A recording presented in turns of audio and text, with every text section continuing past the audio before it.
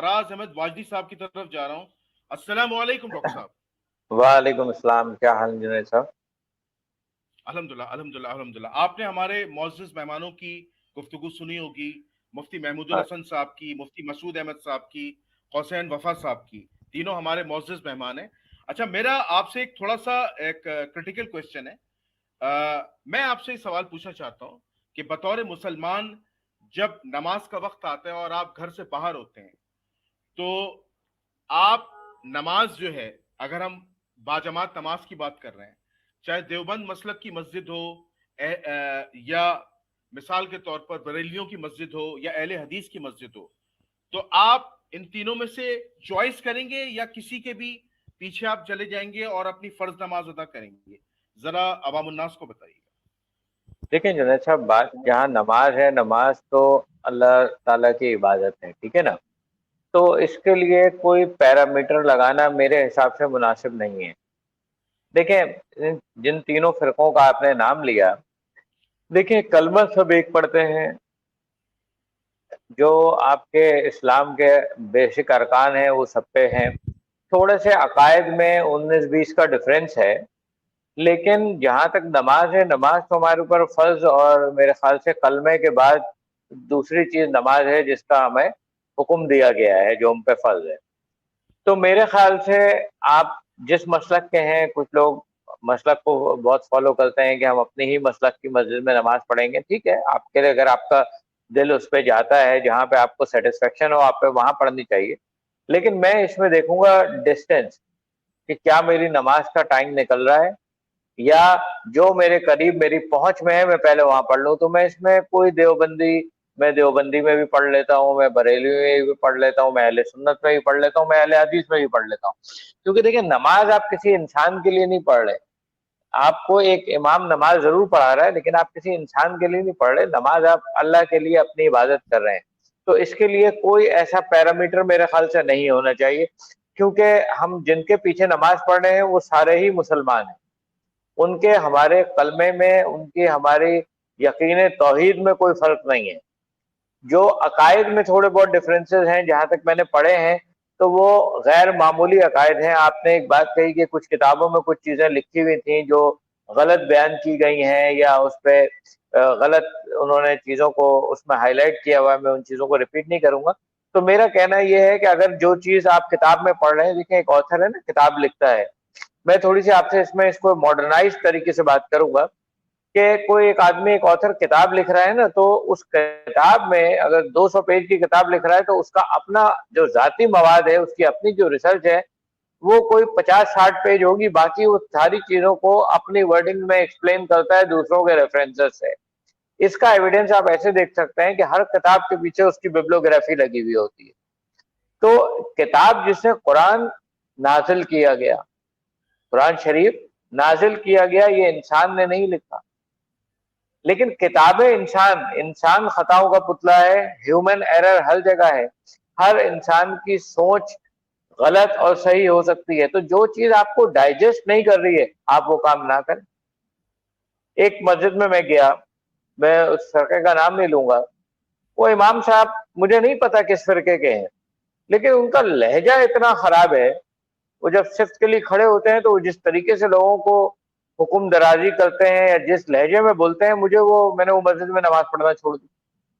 तो बात आपके इंटरनल सेटिस्फेक्शन की है, जो आपका प्रोग्राम इत्तेहाद है। देखें, मुफ्ती साहब ने एक बात की, मुफ्ती मसूद हसन साहब ने, कि हमारे यहाँ सिस्टम को चेंज करना चाहिए। देखें, बात ये, हमारे यहाँ आलिम दीन बन गए, मुफ्ती बन गए। एक्चुअली मेरा एक बहुत बड़ा एक्सपीरियंस है। MIBF एक प्रोग्राम होता था, masters in Islamic banking and finance, Karachi university का, शेख ज़ैद इस्लामिक सेंटर पर। तो मैंने बहुत पढ़ा है।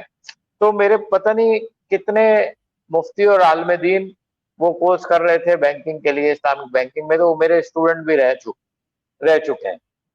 लेकिन मैं आपको बताऊं, हर मुफ्ती का सोचने का अंदाज और बयान करने का अंदाज मुख्तलिफ है।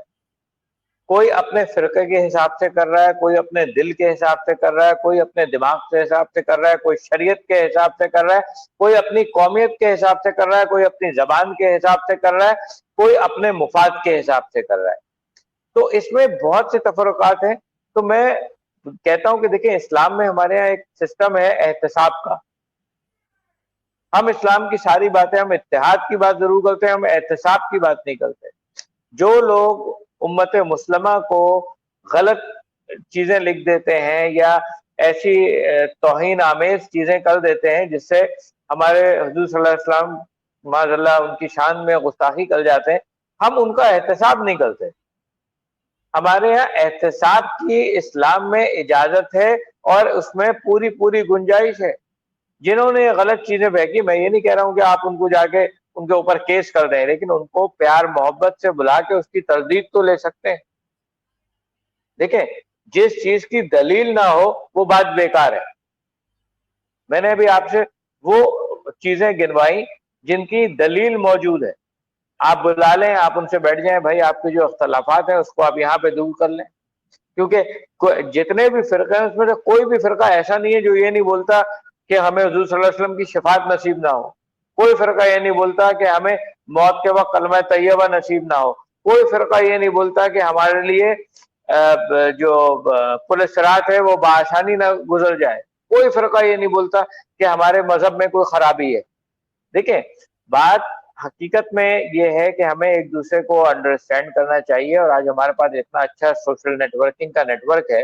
مجھے آپ کے پروگرام میں آ کے خوشی اس بات کی ہوتی ہے کہ اس پروگرام میں ہم تھوڑا سا اسلامک چیزوں کو ہائی لائٹ کر دیتے ہیں, جس سے ہمارے اسٹوڈنٹس کو اور بہت سے لوگوں کو بڑا فائدہ ہو جاتا ہے. ہم وہ گفتگو کر رہتے ہیں جو ہم اپنی گیدرنگ میں یہ گفتگو لوگ معیوب سمجھتے ہیں. کسی کے آگے اسلام کی 4 باتیں کرو, دین کی بات کرو, تو he is trying to get deadly bored کہ یار کیا باتیں تم لے کے بیٹھ گئے.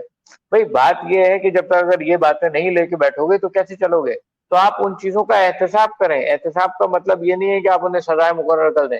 آپ ان کو بلائیں, ان کی دلیل لیں, ان سے بات کریں کہ آپ کے اور ہمارے جو انتشار کی وجوہات ہیں وہ کیا ہیں. کیا اس میں کوئی فنڈامنٹل اپروچ ہے, یا صرف ہم سنی سنائی, یا آج سے 100 سال پہلے کسی نے کسی کتاب میں کچھ لکھ دیا تو ہم اس کو لے کے پڈا بنا کے بیٹھ گئے؟ نہیں, ایسا نہیں ہے.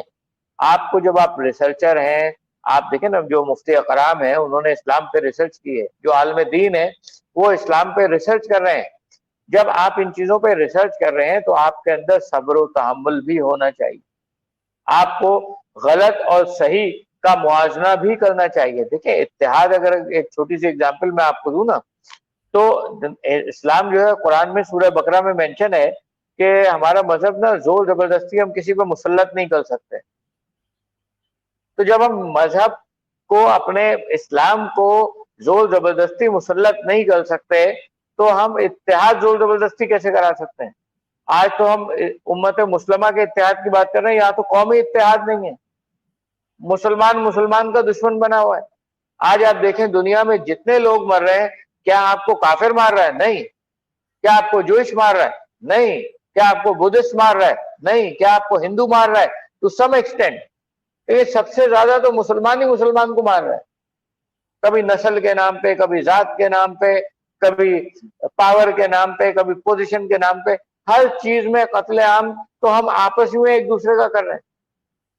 دیکھیں ابھی جو ہمارے یہاں معاملات ہیں, جو آج کل ہمارے یہاں ملک میں جب سے میں تو پیدا ہوا ہوں تب سے ہی دیکھتا آ رہا ہوں, یہ دہشت گردی کے معاملات, مارنے والا بھی مسلمان, مرنے والا بھی مسلمان. ارے بھائی ان دونوں کو بیٹھا کے احتساب کر کے آپ سمجھائیں کہ بھائی تم کیوں مار رہے ہو اور یہ کیوں مر رہا ہے. نہ مارنے والے کو پتا ہے میں کیوں مار رہا ہوں, نہ مرنے والے کو پتا ہے میں کیوں مار رہا ہوں. تو دیکھیں اتحاد جو ہے نا, یہ ہم گھر کی جو دیواریں لگاتے ہیں نا, تو ایک اینٹ سے دوسری اینٹ جو جوڑ کے ایک کو رکھتی ہے, ایک سے دوسرے کو مربوط رکھتی ہے, یہ اس چیز کا نام ہے اتحاد. مسلمان کا اتحاد اس کے کلمے میں ہے, مسلمان کا اتحاد اس کی ہمدردی میں ہے, مسلمان کا اتحاد اس کی بھائی چارگی میں ہے, مسلمان کا اتحاد اس کی اپنائیت میں ہے, مسلمان کا اتحاد ایک دوسرے کی عزت کرنے میں ہے, مسلمان کا اتحاد ایک دوسرے کو دعوت اسلام عام کرنے میں ہے. دیکھیں آج ہم ہر کام کرتے ہیں, لیکن جب ہم دعوت اسلام دینے کی بات کرتے ہیں, میں آپ کے پروگرام میں, ابھی میں شدید آج نیند میں ہوں, بڑا تھکا ہوں, لیکن آپ کے لیے میں کب سے ویٹ کر رہا ہوں کہ اس بہانے ہم کوئی ایسا کام کر سکتے ہیں جس سے ہم اسلام کی لوگوں کو دعوت دیتے ہیں. شاید ہمارے اس 1 گھنٹے کے پروگرام میں شاید کوئی 1 منٹ کی بات اتنی اچھی ہو جائے, کسی کو کلک کر جائے اور وہ کچھ نہ کرے, صرف نماز ہی پڑھ لے. تو جنید صاحب ہمیں سمجھنے کی ضرورت ہے, یہ جو ہمارے یہاں دینی سسٹم یا مدارس سسٹم ہے نا, اس کو تھوڑا چینج کرنے کی ضرورت ہے. اس کو ماڈرنزم کی طرف لانا پڑے گا. ماڈرنزم کا مطلب یہ نہیں کہ آپ اس میں جیسے آج کو ایجوکیشن یا فحش ایجوکیشن سیکٹر میں چل رہی ہیں, ایسا نہیں کریں آپ. آپ اس کو ماڈرن کیا, اس کی سوچ سمجھ کو ماڈرن کریں, اس کے اسٹرکچر کو ماڈرن کریں, اس میں لوگوں کے اندر پیشنس پیدا کریں, ان کے لوگوں کے اندر انڈرسٹینڈنگ پیدا کریں. اگر کوئی ایک آدمی غلط کہہ رہا ہے تو ٹھیک ہے, اس سے اس کی دلیل لو, اس کو سمجھاؤ, اس سے سمجھو, یہ نہیں کہ اس سے لڑنا شروع ہو جاؤ.